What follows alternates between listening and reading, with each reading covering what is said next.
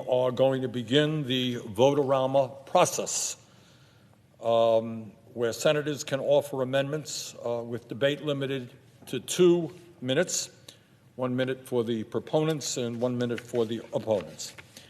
The last time I checked, I may be a little behind the times on this, my Republican colleagues have filed over 550 amendments, which theoretically means that we'll be here for days, but I think not. I have the feeling it'll be a very long night, but I assume we will get out of here at some point.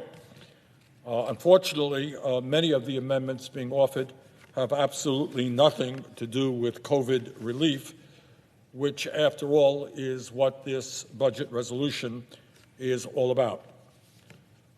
My Republican colleagues have filed amendments to make President Trump's tax breaks for the wealthiest people in our country and the most profitable corporations permanent, which would provide a massive windfall to the top 1% and the billionaire class, who have already seen their wealth go up by over $1 trillion during this pandemic. To my mind, not exactly the kind of policy that we need right now. Republicans have filed amendments to exacerbate the xenophobia which exists in this country, despite the fact that many undocumented workers are doing some of the most essential and dangerous work in our country. They're working in meatpacking plants, they're preparing our food, and working on the front lines, often with very low pay. We should not be attacking them. We should not be dividing this country up. We should be bringing our people together.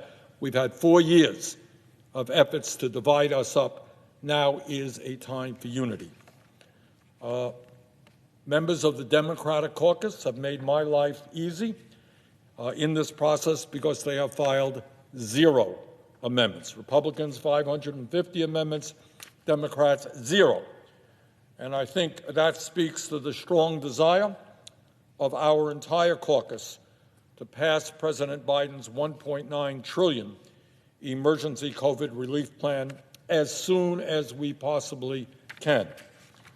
And the reason we have got to pass that plan as quickly as possible is that the American people are suffering one crisis after another. And we have got to address those crises as quickly as we can. Let me briefly, I know there's a lot of media talk about $1.9 trillion and this, that, and the other thing. Sometimes we forget to look at actually what is in the proposal. What are we trying to do? What are the problems that we're trying to address? So let me just very briefly touch on some of the provisions of this budget resolution. First, and perhaps most importantly, it will enable us to aggressively crush the pandemic, which has already taken over 450,000 American lives. That is our top priority. Crush the pandemic and allow people to get back to work as we reopen and strengthen the economy and we get our kids back to school. And that is an essential part of what this resolution is about.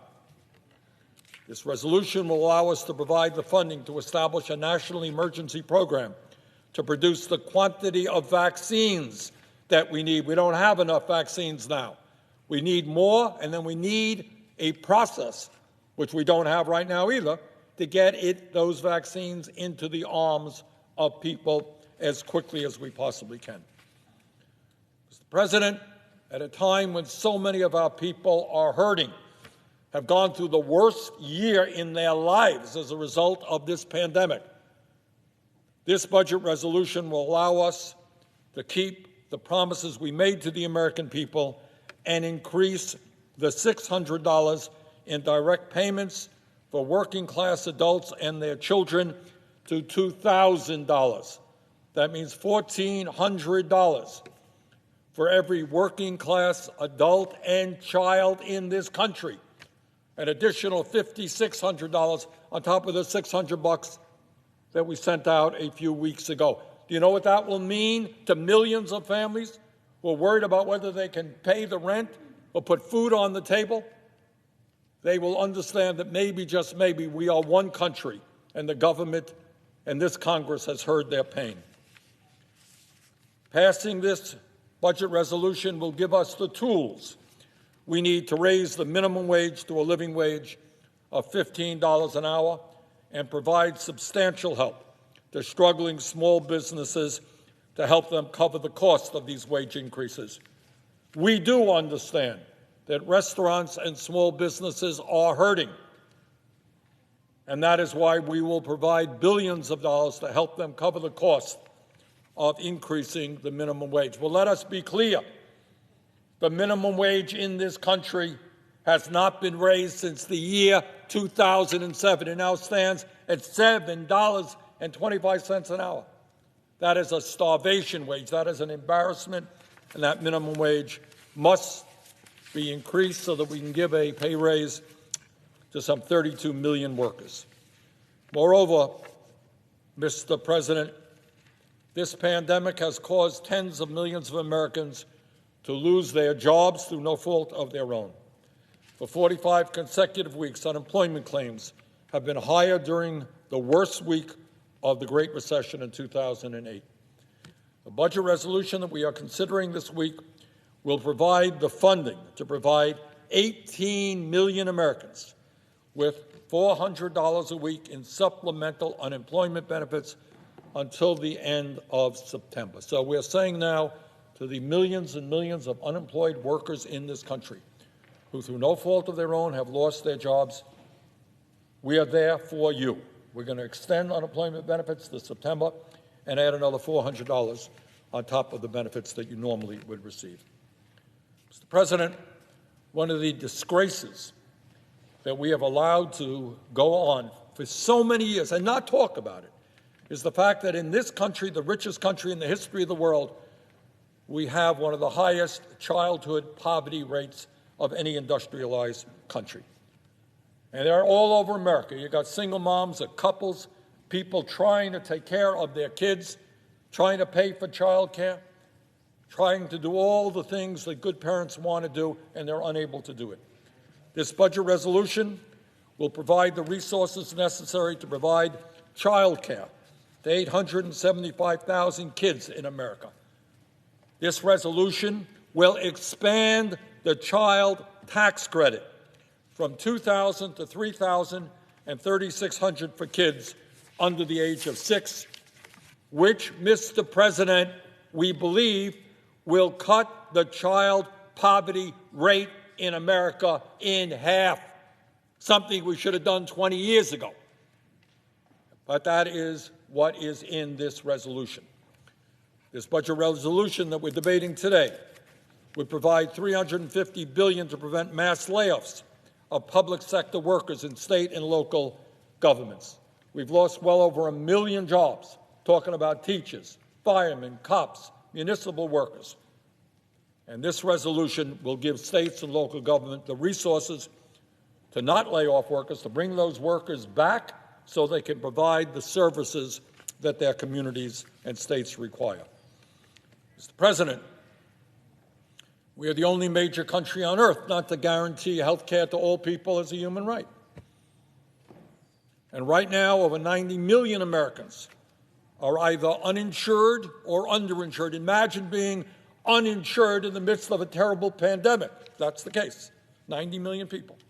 This budget resolution will enable the Senate to substantially increase access to health care for many millions of Americans, including, very likely, a significant expansion of Medicaid. This budget resolution will allow more Americans to receive the primary health care they need through community health centers. It will address the serious shortage of doctors and nurses in rural areas and inner cities by expanding the National Health Service Corps, and it will make sure that our veterans receive the health care they have earned and deserve by increasing funding at the VA by some $17 billion.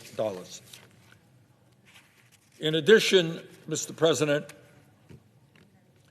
in the wealthiest country in the history of the world, I don't think it is saying too much that people should not go hungry. And I, get emotionally wrought when in my own state, and this is true in every state in this country, in my own city of Burlington, Vermont, hundreds of people lined up in their cars to get emergency food packages.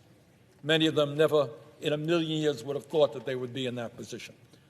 We are looking at the highest rate of hunger in America in decades. And if this country means anything, if this government means anything, we are not going to allow our fellow Americans to go hungry.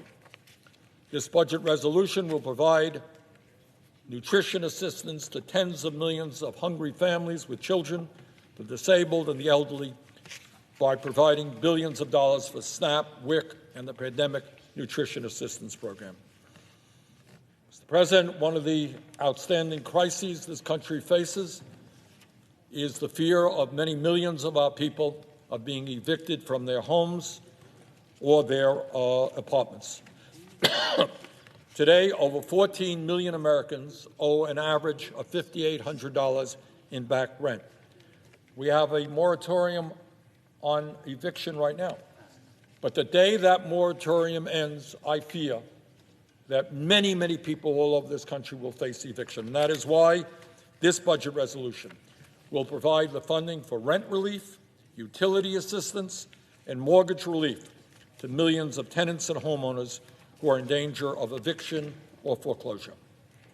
In addition, this budget resolution allows us to address the terrible crisis of homelessness in America, where a few blocks away from here, in bitter cold weather, Americans are sleeping out in tents. Mr. President, not only is this $1.9 trillion emergency COVID relief package the right thing to do from a moral perspective and a public policy perspective, it is exactly what the overwhelming majority of the American people want us to do. They understand that if we are one country and they are hurting, now is the time to come together and to address that pain. So many of our people have given up on democracy. They've given up on their belief that government can work to help them. Now is the time to try to reaffirm people's faith in government. People want us to go forward. According to a recent poll, over 70% of the American people support President Biden's $1.9 trillion COVID-19 plan. 83% support boosting direct payments from $600 to $2,000. 64% support raising the federal minimum wage to $15 an hour, and 62% support additional unemployment benefits. In other words, what we are doing is the right thing to do, and what we are doing is what the American people want us to do. So now is the time to reaffirm the faith of the American people that their government listens to them, that in fact we are a government of the people, by the people, and for the people, as Lincoln talked about in the midst of the terrible Civil War. So now we can show who we are, and that is, instead of listening to wealthy campaign contributors and all of the lobbyists who flood Capitol Hill, let us stand with working families today, the elderly, the children, the sick, and the poor, who want us to stand with them. Let us pass this budget resolution, and let us then finish the job by passing a reconciliation bill so that we can get it to the President for his signature as soon as possible. Thank you very much, Mr. President, and with that, I yield the floor.